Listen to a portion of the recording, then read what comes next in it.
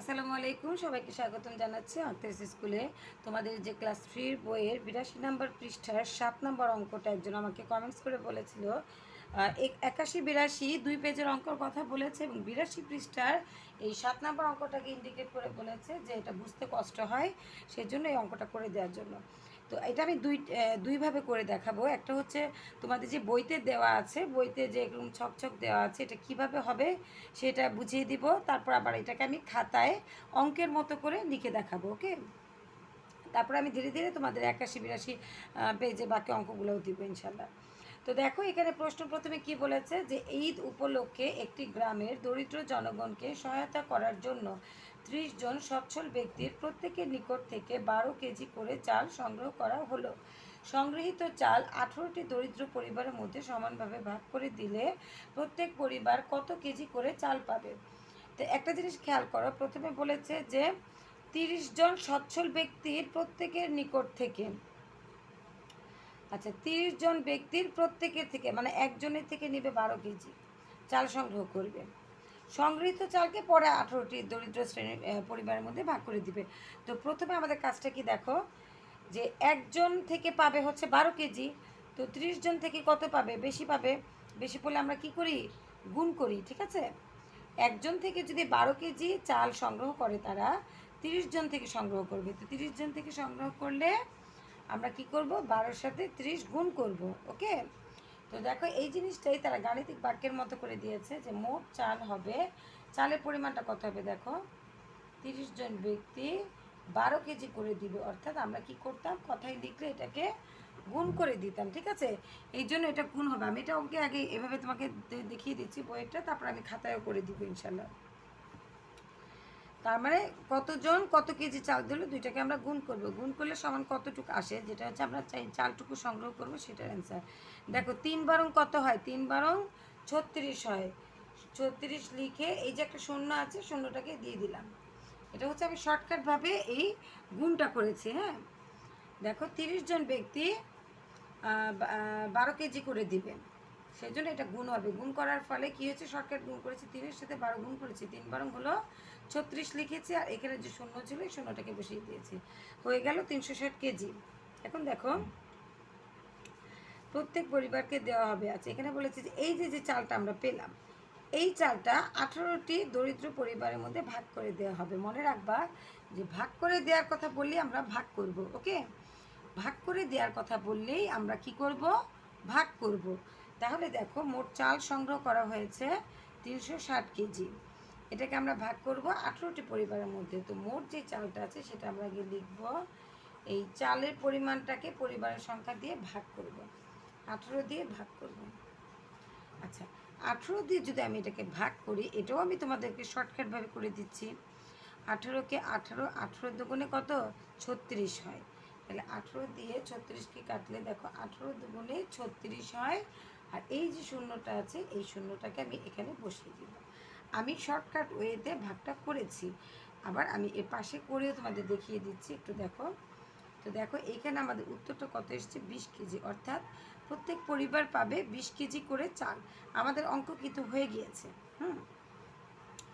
এখন এটার গাণিতিক বাক্য দেখাচ্ছে, আমি ভাগটাও তোমাদের দেখিয়ে দিচ্ছি। তার আগে দেখো গাণিতিক বাক্যটি কি হবে। প্রথমে আমরা কি করব, এটার সাথে তো এটা আমরা গুণ করব, তাই না? তো আমরা লিখব যে 30 গুণ কত? 12। গুণ করার পরে আমরা কি করেছি, সেই সংখ্যাটাকে 18 দিয়ে ভাগ করেছি, এর জন্য এখানে হবে 18। আচ্ছা, 30 দিয়ে যখন আমি 12কে গুণ করব, রেজাল্ট আমার কত এসছে? 360 এসছে। তাহলে এখানে আমি লিখলাম 360, ব্যাস, এ হলো গুণ। তারপরে এখানে দেখো ভাগের আছে 18, এখানে আমি 18 লিখে দিলাম। আচ্ছা, এখন আমি 18 দিয়ে যখন 360কে ভাগ করেছি, তখন কত হয়েছে রেজাল্ট? এই যে আমরা এখানে করেছি কিন্তু, হ্যাঁ 20 এসছে, তাহলে 20। এখন দেখো কি বলেছে, যে প্রত্যেক পরিবারকে দেওয়া যাবে কত কেজি চাল? 20 কেজি চাল।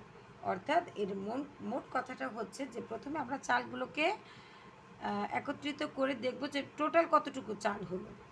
30 জন ব্যক্তি যদি 12 কেজি করে দেয়, টোটাল চাল হয় 360 কেজি। এইবার এই চালটাকে আমরা 18টা পরিবারের মধ্যে যখন ভাগ করে দিব, 18 দিয়ে ভাগ হবে, ভাগ হলে হলো কত, 20 কেজি। তো এই হলো আমাদের উত্তর। তো এটা শর্টকাট ওয়েতে যেভাবে বইতে দেওয়া আছে এটা আমি তোমাদের দেখালাম। এইটাকে আবার আমরা গাণিতিকভাবে কথায় লিখে দেখাবো আমি। আচ্ছা, এর মধ্যে আমি তোমাদের ভাগটা একটু করে দেখাচ্ছি। দেখো, প্রথমে গুণটাই করে দেখাচ্ছি। আমি শর্টকাট ওয়েতে গুণটা করেছি, কিন্তু নর্মাল ওয়েতে যদি আমরা গুণটা করি সেটাও করতে পারো। দাঁড়াও, আমি একটু জুম করে নিই যাতে তোমাদের দেখতে সুবিধা হয়। আচ্ছা, দেখো, এই যে প্রথমে যে আমরা চালের সংখ্যাটাকে গুণ করেছিলাম, দেখো এটা গুণ চিহ্ন, শূন্য দিয়ে আমরা যেটাকে গুণ করি শূন্য হয়, আবার শূন্য দিয়ে একে গুণ করলে শূন্য হয়। এই ঘরটা কেটে দিলাম। তারপরে দেখো 3 দিয়ে 3 দুগুণে 6, আর 3 একে 3। আমরা এটা দাগ দিয়ে ফেলছি আগে, কিন্তু আমি গুণটা করি। দেখো শূন্য, এখানে থাকবে 6, সরি এখানে ভুল লিখেছি, 3 একে 3, 6 একে 6, আর এই হলো 3। তাহলে কত হলো, 360। এটা কিন্তু আমরা পেয়েছি, তাই না, 360 কেজি। এবার দেখো এই 360কে আমি 18 দিয়ে ভাগ করব। আচ্ছা, এই পাশে করে দিচ্ছি 18, 360। ওকে, আচ্ছা লেখাটা হয়ে গেছে, এখানে লিখে দিচ্ছি বা এইভাবে দেখিয়ে দিচ্ছি। দাঁড়াও, হ্যাঁ, 18 দিয়ে 360কে আমি ভাগ করে দিচ্ছি। 18 কে 18, 18 দুগুণে 36, 18 দুগুণে 36। আচ্ছা, এখানে শূন্য নামাবো, এটা তো মিলেই গেল, শূন্য নামলাম, শূন্যর জন্য এখানে একটা শূন্য দিলাম, এই হয়ে গেল। তো দেখো আমাদের কিন্তু গুণ ভাগ দুইটাই হয়েছে, কিন্তু আমি করেছি মানে শর্টকাট ওয়েতে করেছি তোমাদের জন্য, যাতে তোমরা ইজিলি পারো। আর শর্টকাট ওয়ে এটা এটা খুব মজার ঝামেলা হয় না, অনেকটা সময় বাঁচে। সব অঙ্ক কিন্তু আবার শর্টকাট করা যাবে না, কিছু কিছু ক্ষেত্রে যেমন এগুলো খুব ইজি, এগুলো করা যায়। আচ্ছা, তো এখন দেখো, এখন আমি এটাকে কথায় করে তোমাদেরকে দেখাবো। প্রথমে আমরা কি লিখবো, দেখো 30 জন এখানে বলেছে, যেহেতু 30 জন সচ্ছল ব্যক্তির প্রত্যেকের নিকট থেকে 12 কেজি করে চাল সংগ্রহ করা হলো, অর্থাৎ একজন দেয় 12 কেজি চাল, সুতরাং 30 জন দেয় কতটুকু চাল সেটা আমরা লিখব। 7 নাম্বার, একজন দেয় কত কেজি চাল, 12 কেজি চাল।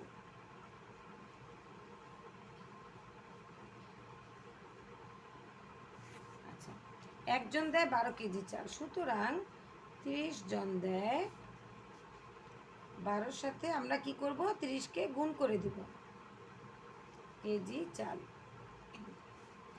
এখন 12 দিয়ে 30কে আমরা গুণ করেছিলাম, আগেই করেছি, কত হয়েছে আমাদের রেজাল্ট, 360। তোমরা ওই সাইডে রাফটা করে দেখিয়ে দিতে পারো, এত কেজি চাল। আচ্ছা, এখন এই চালটা পাবে কত পরিবার, 18টি পরিবার পাবে। তাহলে একটি পরিবার কত কেজি চাল পাবে, তাহলে 18টি পরিবার পাবে 360 কেজি চাল। সুতরাং একটি পরিবার কতটুক চাল পাবে সেটা আমরা বের করব, ঠিক আছে। আর এখানে বলেছে যে প্রত্যেক পরিবার কত কেজি চাল পাবে, প্রত্যেক পরিবার মানে একটি পরিবার। তাহলে আমরা লিখব যে 360 কেজি চাল পায় একটি পরিবার, নাকি 18টি পরিবার পাবে 360 কেজি চাল, কারণ চালের কথা জানতে চেয়েছে যে কত কেজি চাল। তাহলে 18টি পরিবার, আচ্ছা 18টি পরিবার পাবে 360 কেজি চাল, 360 কেজি চাল। এখানে একটু জুম আউট করে নিচ্ছি আর একটু, এই এখন সুতরাং একটি পরিবার পাবে, 18টি পরিবার যদি পায় 360 কেজি চাল, একটি পরিবার পাবে কম, কম হলে আমরা ভাগ করব, তাহলে 360 ভাগ 18। তোমরা এটা উপর নিচেও ভাগ করতে পারো বা এরকম পাশাপাশি ভাগও করতে পারো, এত কেজি চাল। তো এটার রেজাল্ট আমাদের কত এসছে আমরা জানি যে 18 দুগুণে 36, আর এই শূন্য, বাস করে ফেললাম 20 কেজি চাল। তাহলে আমাদের উত্তর পেয়ে গিয়েছি যে 20 কেজি চাল।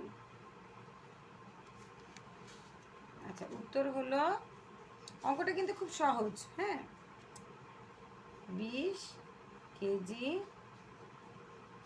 চাল।